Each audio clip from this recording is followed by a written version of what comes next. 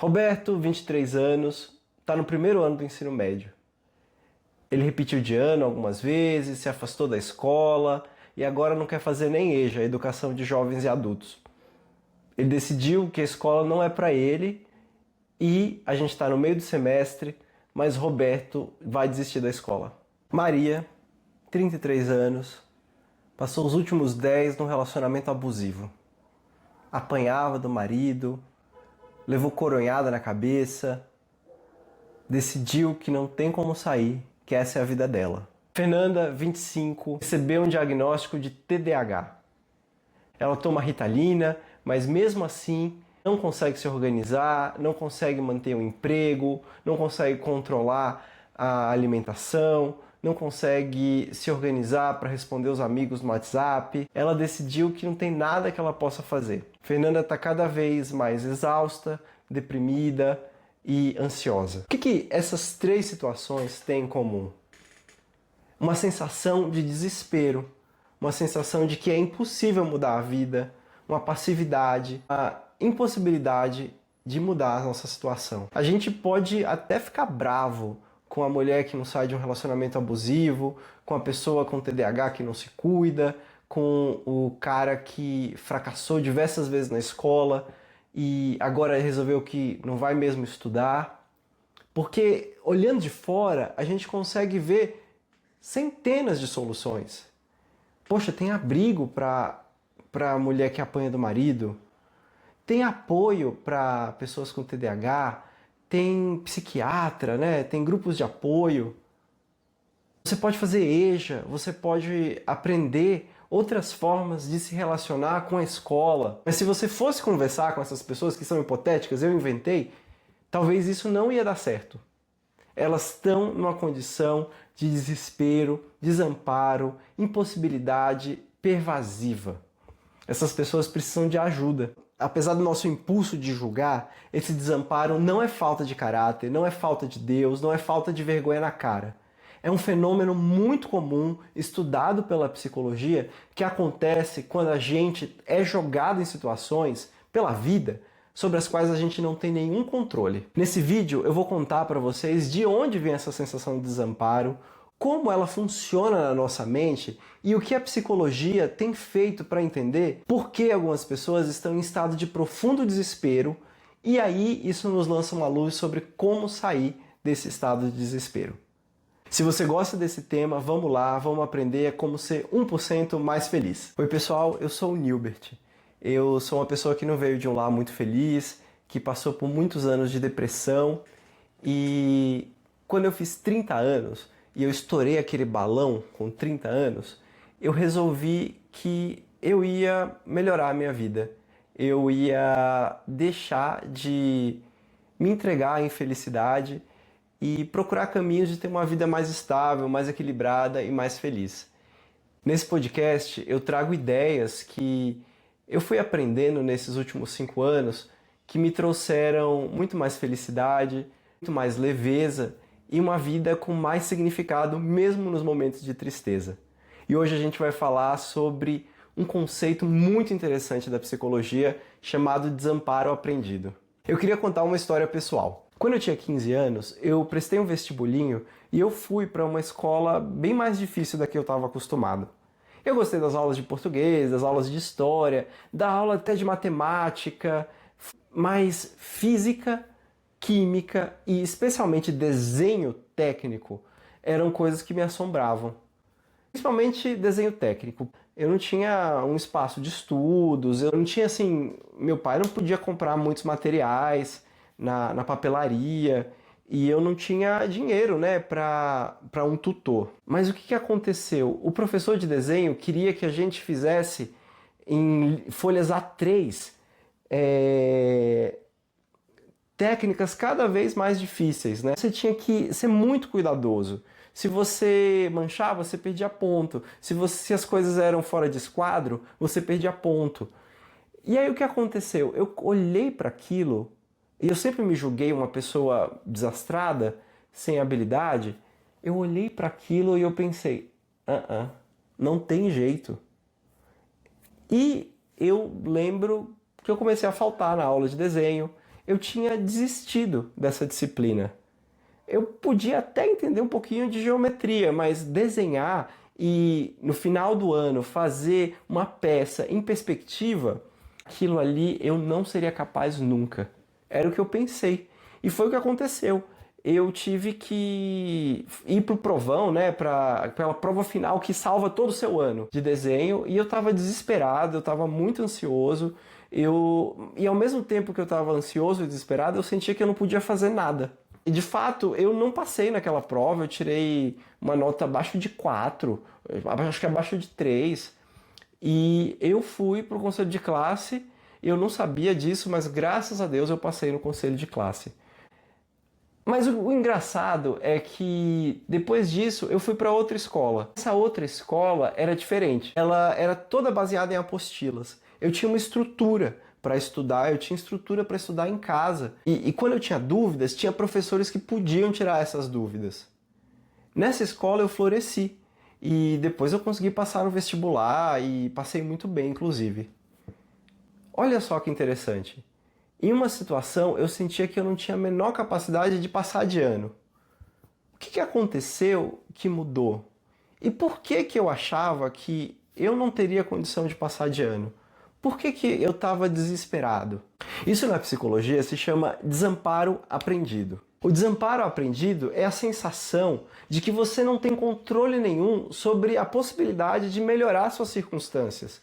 E logicamente o que a gente faz nesse momento é poupar energia. E ele foi descoberto de um jeito muito interessante. Alguns pesquisadores resolveram estudar como que animais reagiam a situações das quais eles não podiam escapar. Situações como, por exemplo, você está numa jaula e você não, e aí você recebeu um choque desagradável e você não poder fugir. E aí eles colocaram esses animais em situações em que eles poderiam escapar. Tinha o choque, tinha a jaula, mas aí tinha um murinho que o bicho podia pular. Os cachorrinhos que conseguiam desligar o choque através de uma alavanca no primeiro experimento eram também os cachorrinhos que pulavam e saíam e se livravam do choque. Mas os cachorrinhos que não tinham capacidade de desligar os choques, eles não tinham ação nenhuma, eles não pulavam. Eles ficavam lá tomando choque, sendo que tinha uma barreirinha baixa que eles podiam pular. O que acontece ali? Por que alguns animais, e vamos já generalizar, alguns seres humanos sentem que não têm condições? Às vezes você conversa com a pessoa, você mostra 1, 2, 3, 10 soluções e a pessoa não acredita que é possível. O que acontece? Quem está vivendo numa situação de desamparo aprendido lida com a motivação muito baixa para mudar, é uma pessoa passiva, aceita tudo que vem, tem dificuldade de tomar decisões, de fazer escolhas, é uma coisa insuportável para ela, e essa pessoa evita desafios. A consequência é um ciclo vicioso, um ciclo que se reforça. Quanto menos a pessoa se mexe, mais desamparada ela está. Não foi só um estudo da psicologia que encontrou evidências de desamparo aprendido. Foi com cachorro, foi com rato, foi com outros animais, foi com seres humanos. E o mais interessante é que em animais, isso não foi feito em seres humanos ainda, eles encontraram alterações no cérebro. Então, eles encontraram uma redução na produção de catecolaminas, que são os transmissores no cérebro que nos levam à ação.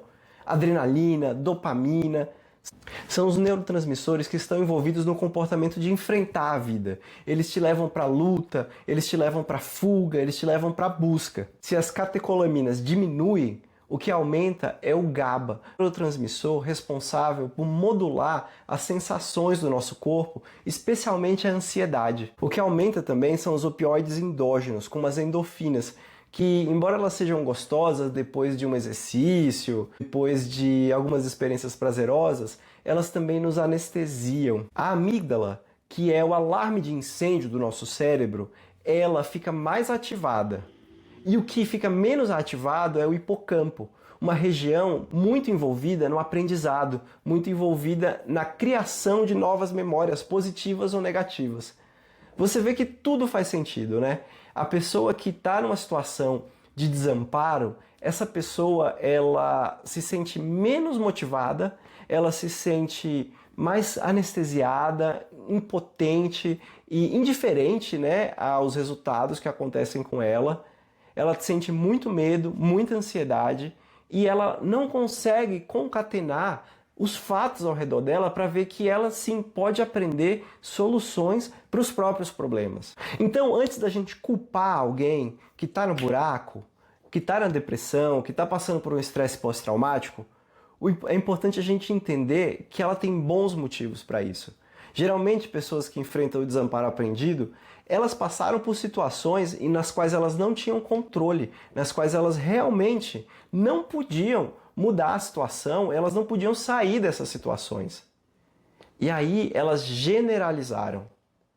Nisso a gente é diferente dos animais, né? Os animais, eles esquecem, e o desamparo aprendido nos animais dura às vezes poucas semanas. Mas os seres humanos são mais complicados. A gente tem um cérebro fantástico, capaz de generalizar experiências. E a psicologia mostra que é isso que acontece mesmo.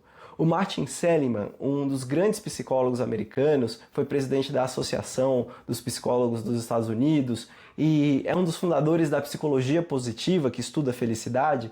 Ele estudou por que algumas pessoas que passam por experiências de desamparo, experiências de não poderem melhorar a própria vida, generalizam isso para a vida toda. Por que as experiências de falha, de você tentar acertar, mas errar, para algumas pessoas viram resiliência, viram combustível e para outras pessoas viram desespero, viram desamparo? Tem toda a história de vida, mas o que está acontecendo no presente? O Martin Seligman diz que isso tem a ver com o jeito de pensar. Ele estudou a cognição dessas pessoas e entendeu que isso tem a ver com as explicações que a gente dá para a nossa vida. Pessoas podem ter uma explicação mais otimista para os fatores negativos da vida ou mais pessimista. Então, quando acontece uma falha, quando acontece uma tragédia, as pessoas que têm uma mentalidade mais positiva explicam essas coisas como temporárias,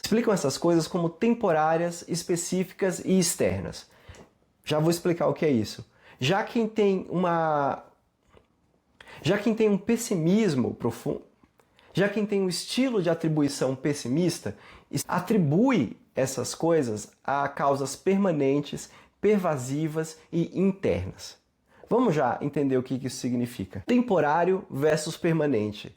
Significa que os eventos ruins acontecem só naquele momento, ou só por um tempo, ou eles são permanentes. Então, tô dirigindo o carro, raspei uma pilastra, arranhou meu carro, vai custar dinheiro. Uma pessoa com estilo de atribuição mais temporário, essa pessoa diz, isso aconteceu porque eu tô com sono. Ou isso aconteceu só aqui nesse mercado. Já uma pessoa com um estilo de atribuição mais permanente, ela fala coisas que demoram mais tempo.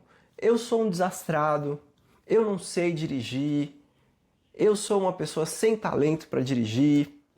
Você está entendendo? Temporário versus permanente. Você pode atribuir os eventos a causas específicas ou causas pervasivas. Então vamos dizer que na sua faculdade, como na minha, os professores façam coisas assim meio injustas. Esperem um resultado sem dar aquela disciplina, ou cobrem na prova uma coisa que eles não explicaram em classe. Quem tem um estilo de atribuição pervasivo diz o seguinte: todos os professores odeiam os alunos. Todos os professores são injustos. Nenhum professor se importa em ensinar direito. Já o estilo de atribuição específico diz o seguinte: aquele professor não sabe cobrar o que ele pede. Aquele professor não sabe aplicar provas. Aquele professor odeia os alunos. Você está vendo que é específico para uma situação. A mesma coisa vale para a vida amorosa. Você pode dizer, nenhuma mulher gosta de mim, nenhum homem gosta de mim, as mulheres gostam de dinheiro. Você pode virar um tremendo red pill e dizer assim, a mulher não gosta de homem de verdade. Ou você pode dizer, aquela mulher não me quis. Aquela mulher estava interessada só em homens com dinheiro. Uma coisa é pervasiva, outra coisa é específica. As pessoas que fazem atribuições específicas são mais felizes. As pessoas que fazem atribuições específicas, essas têm mais coragem de enfrentar a vida. Essas não se entregam ao desespero. E outro estilo de atribuição é a personalização, ou atribuir a causas externas. Você se culpa por tudo? Pode ser muito ruim fazer isso. Pessoalizar as explicações para todos os problemas da vida causa muito problema. Muitas vezes o problema é o outro, sim, e tá tudo bem. Você não é uma pessoa horrível por acreditar nisso. E às vezes o problema não é nem outro nem você tem que achar uma outra explicação. No caso do amor, quando você pensa o seguinte, vamos imaginar uma pessoa que está se sentindo solitária, sente que não consegue fazer amigos. Ela pode observar que ela não tem amigos e aí pessoalizar. Ela pode dizer, eu não mereço ninguém, eu sou uma pessoa ruim, eu sou uma pessoa que ninguém se afeiçoa, é impossível, eu sou inamável, eu sou impossível de fazer amizade. Ou ela pode atribuir a causas externas, de preferência a causas externas que não sejam pervasivas, né? Aquela pessoa não quis ser minha amiga porque ela gosta de outro tipo de pessoa. Você está vendo que é diferente. Todo mundo sente uma sensação de impotência após falhar, ou uma sensação de impotência após passar por uma situação que realmente você não tinha muito poder para mudar. Mas esses jeitos de pensar, esses mindsets aí, se é temporário ou permanente, se é pervasivo ou se é específico, se é pessoal ou se é externo, ajudam a delimitar o quanto tempo, em quantas situações e em quais ocasiões a gente vai se sentir desamparado. Mudar o jeito que a gente pensa é possível. E isso tem um efeito muito grande na forma que a gente sente a vida, na forma que a gente experimenta a vida. Então, talvez uma das grandes curas, e o Seligman defende muito isso, para essa sensação de desamparo aprendido, é aprender a pensar de um jeito que seja otimista, de um jeito que você esteja a seu próprio favor. Que tal começar a refletir sobre o jeito que você pensa? Talvez você esteja realmente se sentindo impotente, mas mudar o jeito que você pensa é possível. Talvez você não consiga fazer isso sozinho. Talvez você precise da ajuda de um terapeuta, de um livro de exercícios, precisa procurar no Google, precisa da companhia de gente aqui no YouTube como eu. Mas é possível sim mudar o jeito que você pensa. Eu vou falar nos próximos vídeos sobre alguns exercícios que você pode usar para mudar o jeito que você pensa aos poucos, com calma, aí na tua casa mesmo, e também algumas ações práticas que você pode se mexer e já melhorar o jeito que você pensa. O importante é saber que você, como um ser humano assistindo esse vídeo, tem um potencial incrível.